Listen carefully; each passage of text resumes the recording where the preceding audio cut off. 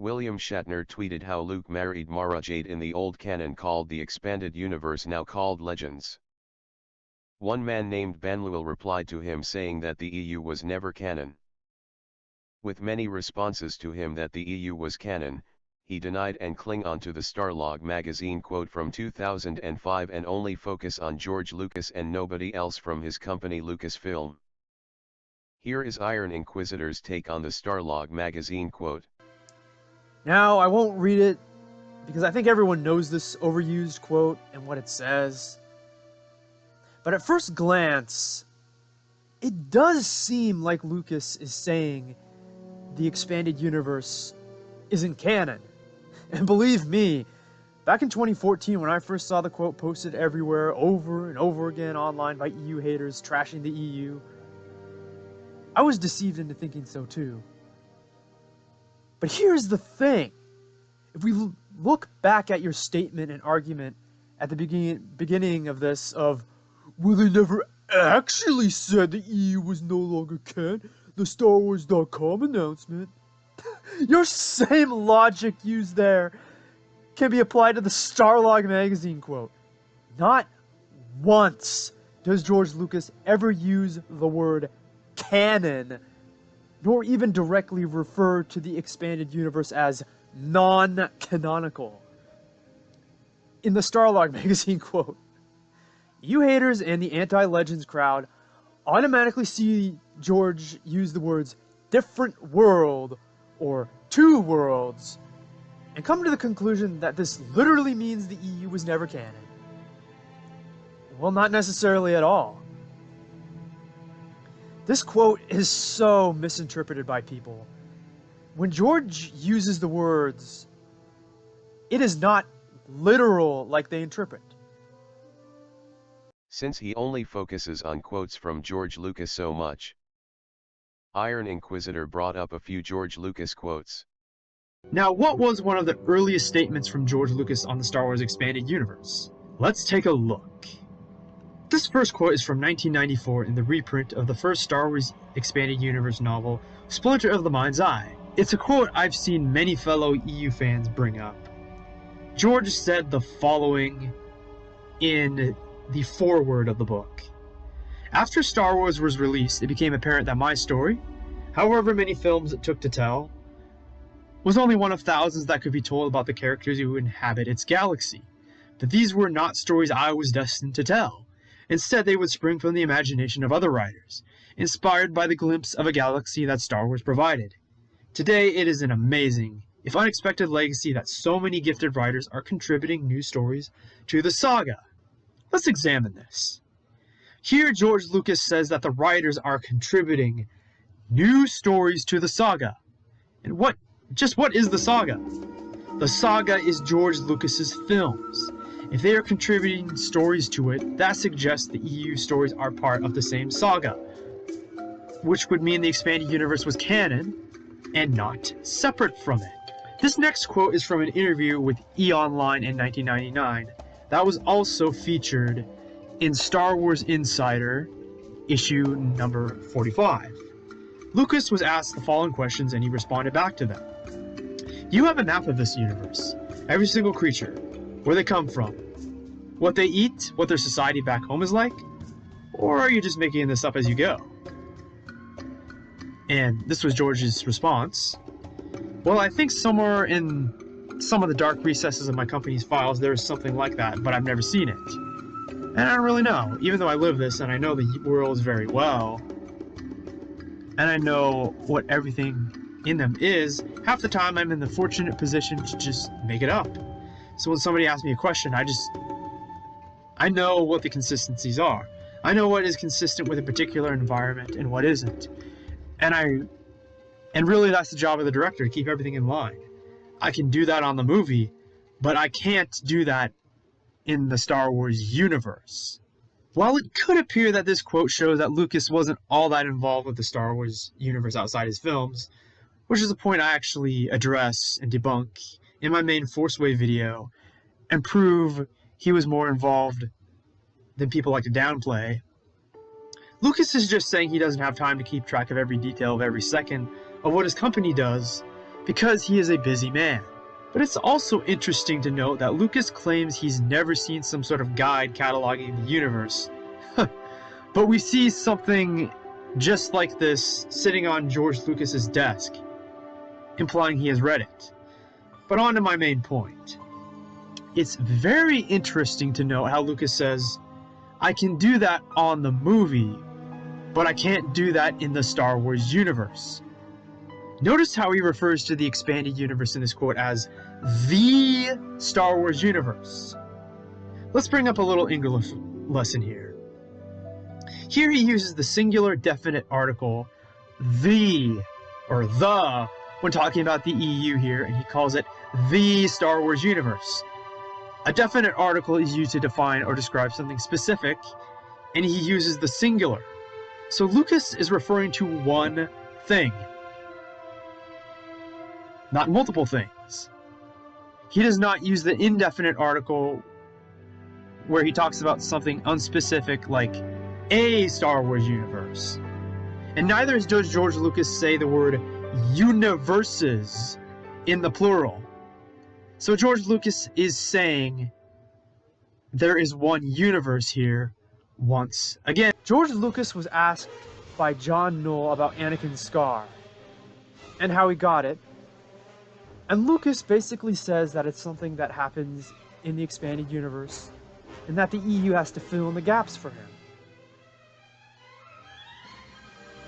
So how did Anakin get the scar, George? I don't know, ask Howard. That's one of those things that happens in the novels between the movies. I just put it there. He has to explain how it got there. I think Anakin got it slipping in the bathtub. But of course, he's not going to tell anybody that.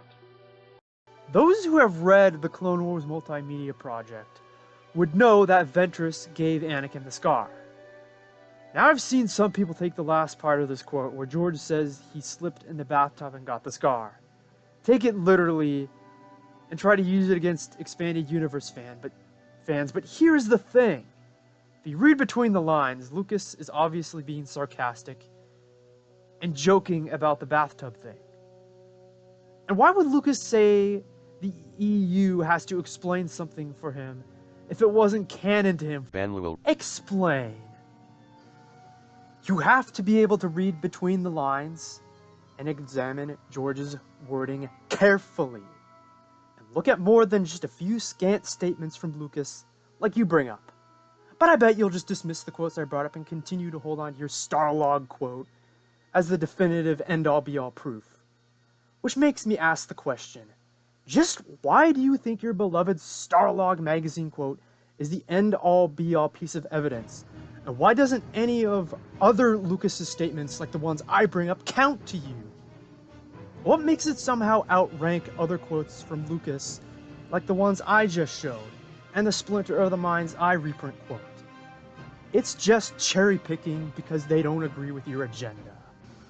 He would still insist on clinging on to the part where he said a different world than my world and the two universes. At StarWars.com on December 7, 2005, a fan had asked about this quote, and Leland Shea, a Lucasfilm employee who maintains the Holocron continuity database, responded, George Lucas is certainly not bound by the EU, though he's certainly open to using things created in it. Aayla Secura and the Coruscant name, for example. On the other hand, the quote you provide makes it sound like the expanded universe is separate from George's vision of the Star Wars universe. It is not. The EU must follow certain tenets set by George through the films and other guidelines that he provides outside of the films. Leland Shea is speaking for George here, may I add. George can't respond to statements like that from fans because he's a busy man, so his company is speaking on his behalf. And I must note, George never directly said Leland Shea was wrong here, too, either. He then brings up the Cinescape quote where George Lucas said a parallel universe. See Iron Inquisitor and Tad Larkin take on that quote. In the next quote you provide, it again looks like George is saying Legends wasn't canon at a first glance. But once again, George Lucas does not specifically refer to the EU as non-canonical, nor does he even use the term canon. So it's hard to use this and the Starlog quote as proof the expanded universe supposedly was never canon, when he never directly refers to it as such. All you anti-Legends people and EU was never canon supporters immediately see George use the term parallel universe and assume he is referring to canon, or is saying the expanded universe isn't canon and that it's an alternate universe. Well, there is actually a big difference between the terms parallel and alternate universe. Just like the Starlog magazine quote, this quote you bring up was shown to Lucasfilm, and Leland Chee once again clarified it and stated the EU does not go in different directions from the films. And this was on StarWars.com, January 2005. Parallel universe suggests that each universe can go in separate directions, which really isn't the case with regards to the EU. The EU is bound by what is seen in the most current version of the films, and by directives from George Lucas. So there you go, it's confirmed. Once again, you can't just dismiss statements from people in his company because they are speaking on his behalf. Tad Larkin on his secondary channel, Captain Fordo, has an interesting take on that second quote you try and bring up. And he has a very interesting point on the term parallel that is used.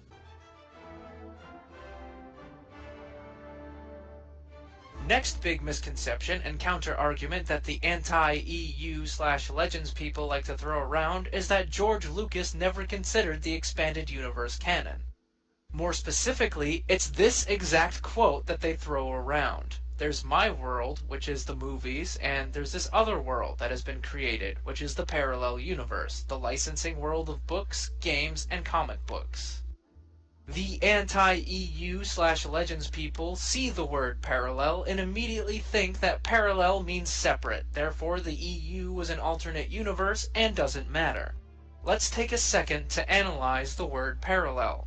Being a CAD draftsman by profession with a background in architecture and engineering, when I think of parallel, I see two lines, side by side, always equidistant from one another, not intruding on one another, but still projecting toward the same endpoint. And this is analogous to what George is actually saying here. He's saying that the books, comics, and TV shows work in tandem with his universe and don't intrude on it, his universe being the 6 Star Wars films. He even goes on to explain, they don't intrude on my world, which is a select period in time, but they do intrude between the movies. And this is why George did not allow expanded universe authors to publish media taking place in the prequel era before he even had a chance to make the prequels in the early 90s. Even if George Lucas had come out and directly said, yeah, that stuff, oh, that was never canon. I just authorized those officially licensed books, comics, video games, and TV shows because I want more money and don't care about world building at all. The fact of the matter is, he is no longer involved in the franchise anymore, and whatever his feelings were, don't matter anymore. I'm thoroughly confused as to why fans of the new canon use this to attack the EU, as if it justifies the new canon's existence, when George Lucas isn't even involved with their canon at all. Disney threw out his story treatments for Episode 7, and threw out 37 years of continuity based on his approval and guidance, as I'll explain later. Banluil and other Starlog quote humpers tend to forget about the hierarchy of canon system used by Lucasfilm, which was the following explained by Iron Inquisitor. The hierarchy of canon system used by Lucasfilm during those days supports my statements. Before I go on, I'll go over what the old system was and how it worked.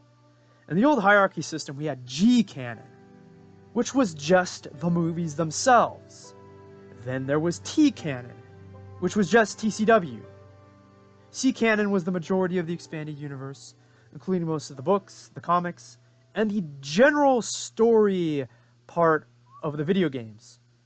Strangely enough, the Ewok movies, cartoons, the Droids cartoon, too, The 2003 Clone Wars microseries were considered C canon and not T canon. Going on, S canon was the gameplay footage and the mechanics of the video games. Certain older materials, or material in general that doesn't quite fit in continuity with the other stuff, but could have had aspects of the story still happen. It's not exactly the way the story depicted things. And then there was N canon, which was material that was strictly non-canon, such as Infinity's branded stuff. Star Wars Tales, or stuff like Tag and Bink. Makes me wonder something. Banluil. What was the point of the Infinity's brand if the EU was never canon to begin with? And notice, under the hierarchy system, the expanded universe is not listed as being N canon, nor was the majority of the expanded universe classified as Infinities. If it was not canon to begin with, there would be no point in making a C canon separate from N canon.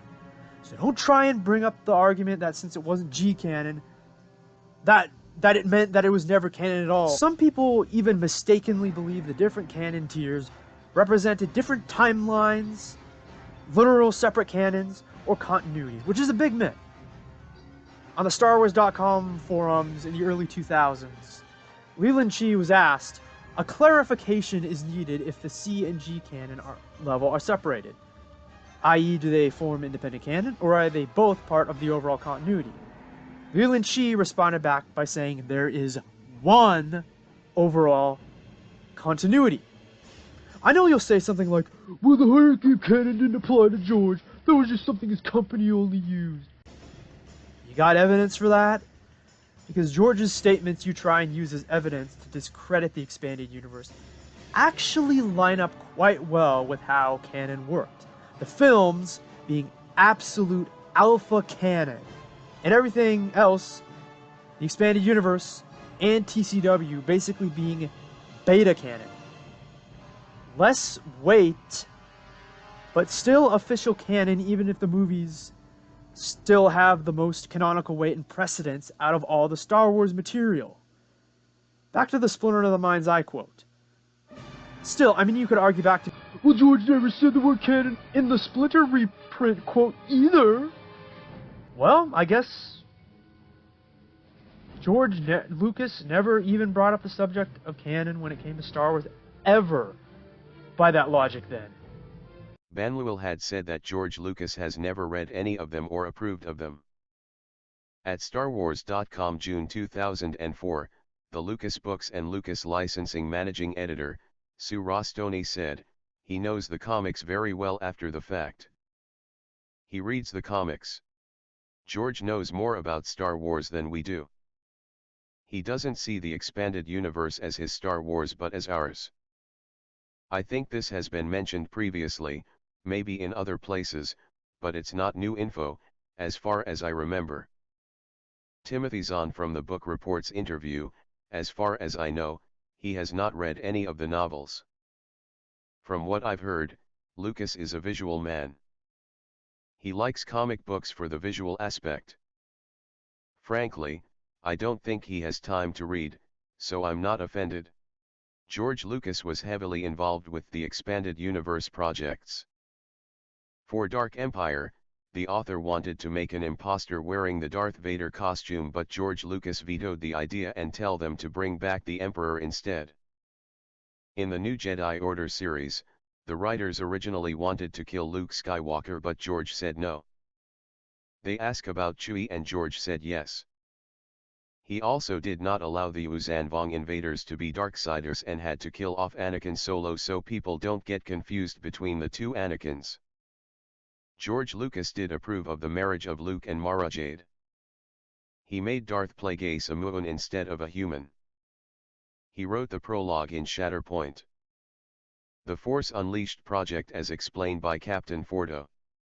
Let's take a step back to 2008 with a fan favorite, Star Wars The Force Unleashed. You'd be surprised by how involved George actually was with the project. According to Leland Chi, in an interview on TheWire.com, Lucas approves of every addition to the canon. The ambitious story beats contained in the new game, The Force Unleashed, were permitted only after he signed off, and spent hours talking to the developers about the relationship between Darth Vader and the Emperor. Some we were more intrigued with than others, but nonetheless, we really wanted to get input from George. He laid out that there were things that you had to hit in a Star Wars story, that you had to have adventure, that you had to have humor. And then we show him the next presentation is this Wookiee game, and he looks at it and he goes, so I just spent 45 minutes talking to you about the importance of drama, and you present me a game concept where the main character doesn't talk? So he wasn't a big fan of the Wookiee game, but he understood what we were going for in terms of a superhero type character in the Star Wars universe. George is all about, fundamental gameplay, and so immediately when he saw that, that was what we were going to do. He allowed us to give Darth Vader a secret apprentice, which from a canon standpoint is just fantastic. It is such a rich character opportunity. He's got a great love interest in Juno Eclipse, so it's not just blowing things up and unleashing the Force on everyone, it's the consequences of those actions as seen through the eyes of Juno. So that gives an emotional weight that's crucial to delivering a Star Wars experience. Those are elements that George always made sure we were hitting, and if we came up short on one of them, he didn't hesitate in pointing them out. We could bounce ideas off of him. He could tell us, nah, I wouldn't go there, but did you ever think about this? Or, hey, why don't you create this new character, which was fantastic, because all of a sudden that opened up the canon for us. That video was incredibly important because it got all of us excited about, yeah, this is something that's going to be a great game. We were able to show it to George, and he was, yep, that's it, go make that. But as Hayden likes to point out, the scary part was once he said yes, oh my God, we had to go deliver on that, and that's what we've been doing the last couple of years. Star Wars story. It is a rich, deep Star Wars story that fits right in the continuity between Episode 3 and Episode 4. Because of George's schedule, we had to actually put the story and the outline in a memo form to George. It was a day when, we heard that the fax was coming and everybody rushed around the fax machine. We just stood there looking at the fax machine, waiting for it to come out. And the pages start coming through, and then the machine jammed, and we're, running to get new paper and fix it. And so we actually have this great crumpled fax that came through that we, got and put together. And you could immediately see that he had checked off basically yes, yes, yes, yes, yes, all the way through, added a couple of great comments. Bail Organa did this, and Leia was doing this, and it's like, oh my God, this is the absolute source material for this great saga. For me, it was awesome to be able to take that fax in hand and go back to the team who had worked so hard on this, for over a year, and be able to say, this is it, guys. This is our story. This is our character. This is the use of the Force that we're championing. Let's go. Let's hit the ground and make this game. So, if this is true, then some of the more ambitious aspects, as Chi put it, that the anti-EU/Legends people like to point out as ridiculous, such as Darth Vader having a secret apprentice, the over-the-top Force abilities, the survival of certain Jedi past Order 66, and the creation of the Rebel Alliance, were all signed off on and approved by George Lucas, thus counted as official canon in its day. He brought up an old contradiction that no longer exists in continuity, like Boba Fett is not Jaster Muriel. Star Wars Insider Issue number 80. The history of the Mandalorians revealed that Boba Fett took on the name Jaster Muriel as an alias. Comic book blood ties wrapped up the novel, The Last One Standing. I am not saying that you should pick up that book and read it. George Lucas reads comics, used EU materials, and made reference in his films, as explained by Captain Fordo.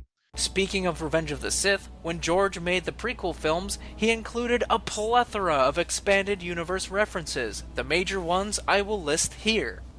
In Star Wars Episode 1, The Phantom Menace were first introduced to the planet Coruscant. However, it wasn't originally going to be named Coruscant. George's original scripts for Return of the Jedi had the Imperial capital world named Had Abaddon. However, to keep consistency, the name Coruscant was adopted for the Republic's capital, as first named in Heir to the Empire. Double-bladed lightsabers first appeared in the Tales of the Jedi comics in the late 1990s, being wielded by the Sith Lord Exar Kun, and Darth Maul famously wields a double-bladed lightsaber in Phantom Menace. In Star Wars Episode 2, Attack of the Clones, we see a few Jedi characters in the background of numerous scenes, one of which being the Blue Twi'lek Aayla Secura, who first appeared in the Star Wars Republic comics. This next one's more of an Easter egg. In the Outlander Club, if you look at the TVs in the background, you can see game footage from Star Wars Episode 1 Racer. These next few references from Revenge of the Sith are a bit tricky, as they are mostly tied into the media within the Clone Wars Multimedia Project, a 3-year project to cover the 3 years in between Attack of the Clones and Revenge of the Sith, with comics, books, video games, and the original Clone Wars series, to which George Lucas was involved in, as I will explain later.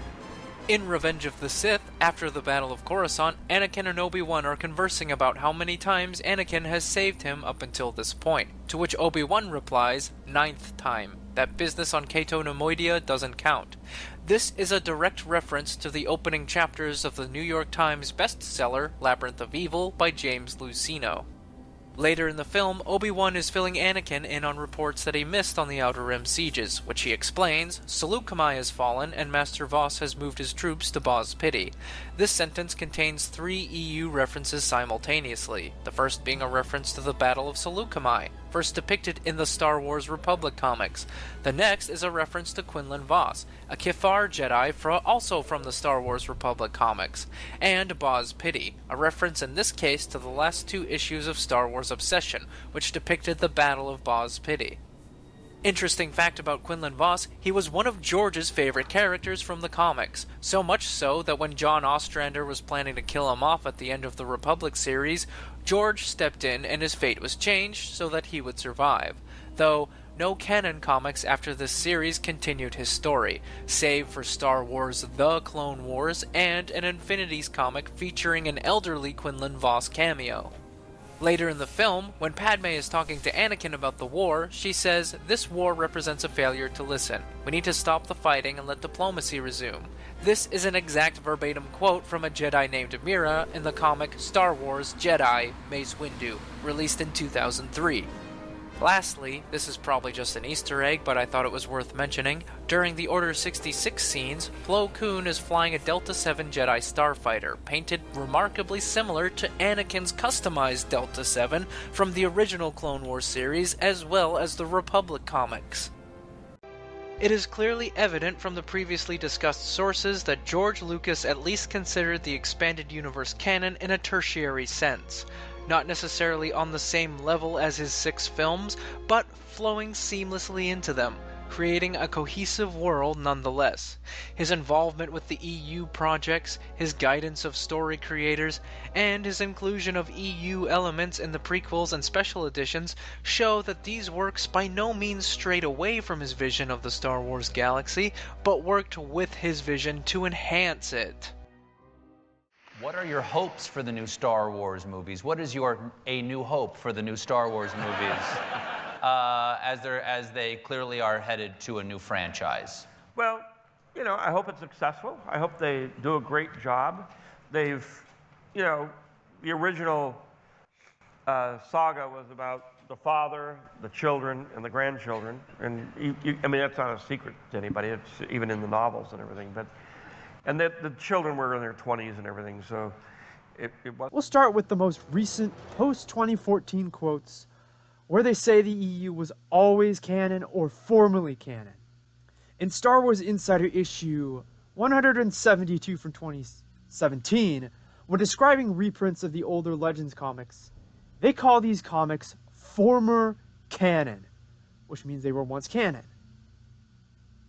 Star Wars Legends Epic Collection, The Rebellion Volume 2, is a mammoth, 488-page paperback reprinting of some of the stories published under the saga's former comic book canon. Now you could argue, well, they say comic book canon, not movie canon. So that doesn't prove it was ever canon. Again, hierarchy of canon, the comics were C-canon, which meant the movies had more canonical weight than the comics. But it didn't mean the comics were entirely not canon. On his social media page, Star Wars author Michael A. Stackpole in 2020 confirmed that the EU was once canon when he stated, "When we were writing EU stuff, it was canon. Now it's not. And we knew that was always a possibility. But if it gets picked up in a show, it's canon again. Bottom line, it's entertainment. If it entertains you and you like it, just be happy with that." On Star Wars Theories channel in an interview, author Matthew Stover says there were never any canon wars, and confirms the former canon status of the expanded universe pre-2014. Questions. We spent a lot of time talking about Jedi and you know how he wanted the book to feel and stuff like that. And you know, in those days there was none of this kind of canon wars stuff that came about later on. Right. It was all canon. Everything published was canon. Now let's look at the oldest quote I could find that defines what Star Wars canon is overall.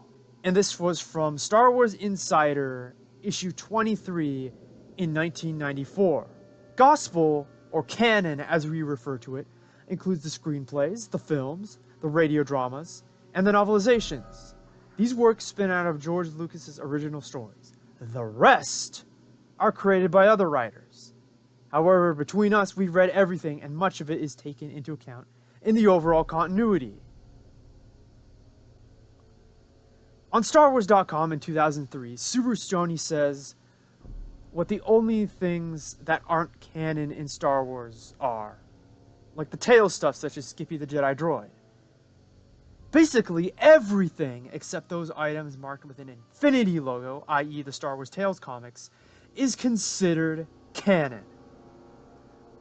I've said this before, but tell me one thing, Force Wave.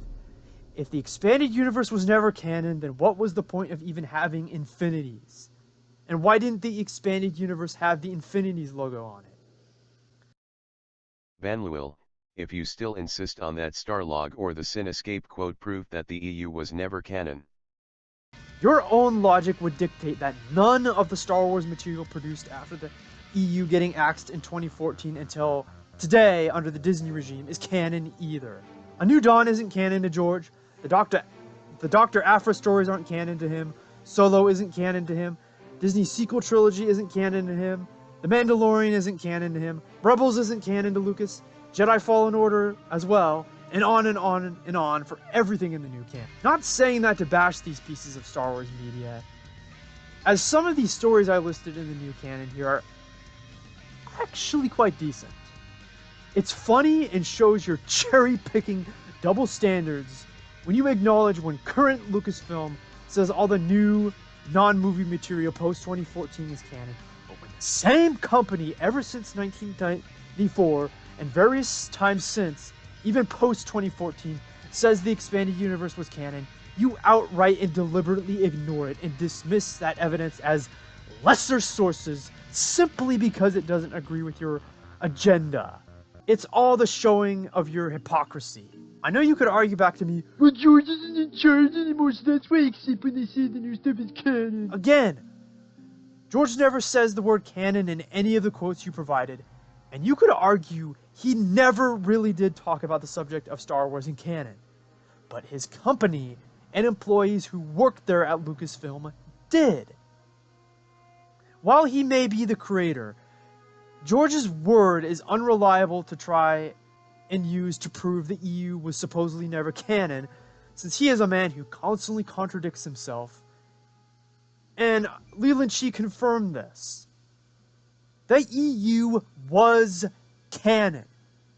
It's just that the movies had higher status and more weight when it came to canon than every other piece of Star Wars media. The hierarchy of canon I brought up earlier proves this. And having less canonical weight didn't mean the EU was entirely not canon at all, though, since there is an N-canon category separate from what the EU was under. And once again, 98% of the expanded universe is not listed under this N-canon tier. If at the very least you can't at least admit this, then I have nothing more to say, because I'd be arguing with a stubborn brick wall at this point. And at this point, if you and all the other EU haters just continue to insist that the expanded universe was never canon, then you're all on the same level of intelligence and stubbornness as flat earthers.